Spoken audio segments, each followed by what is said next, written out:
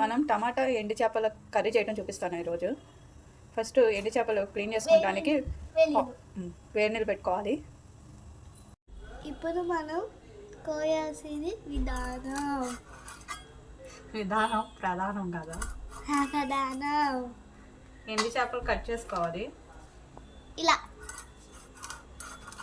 Okay friends, ఇప్పుడు ఇలా boil అయితే చాలు.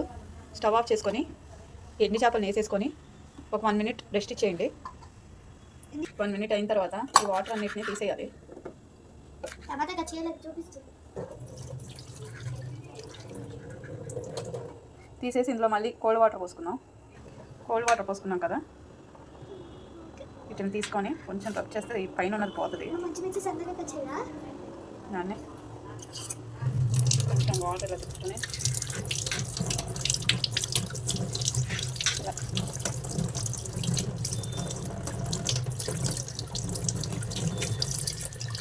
క్లీన్ చేసుకోవాలి. అంటే అన్నీ ఇలా వాష్ చేసుకొని పక్కన ఉంచుకోండి. ఇప్పుడు బాండీ తీసుకొని అందులో ఆయిల్ పోసుకొని వేడైన తర్వాత ఇప్పుడు ఆయిల్ కొంచెం హీట్ అయిన తర్వాత ఎండు చేపల ముక్కల్ని లైట్గా వేపుకోవాలి. మరీ ఎక్కువ కాదు, లైట్గా. మళ్ళీ ఇంకో వైపు కూడా తిప్పుకొని లైట్గానే ఫ్రై చేసుకోవాలి. ఎక్కువ కాదు, జస్ట్ లైట్గా. ఎందుకంటే మనం కర్రీలో వేసినప్పుడు కొంచెం చిదిరిపోకుండా.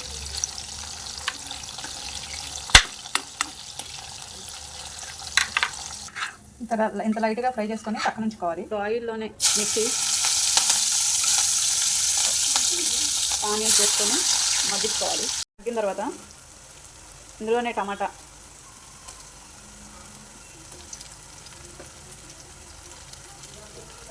టమాటాలు కూడా వేసుకొని మగ్గించుకుందాం. ఇందులోనే పసుపు, కారం,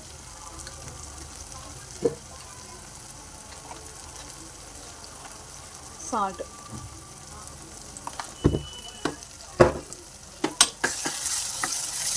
వేసుకొని మిక్స్ చేసుకొని ఇప్పుడు ఇందులోనే ఇందాక వేపిన ఎండు చేప ముక్కలు వేసేసుకున్నాం. ఇప్పుడు ఇలా మిక్స్ చేసుకున్నా ఇందాక వేపడం వల్ల లైట్గా ముక్కలు చిదిరిపోవాలి.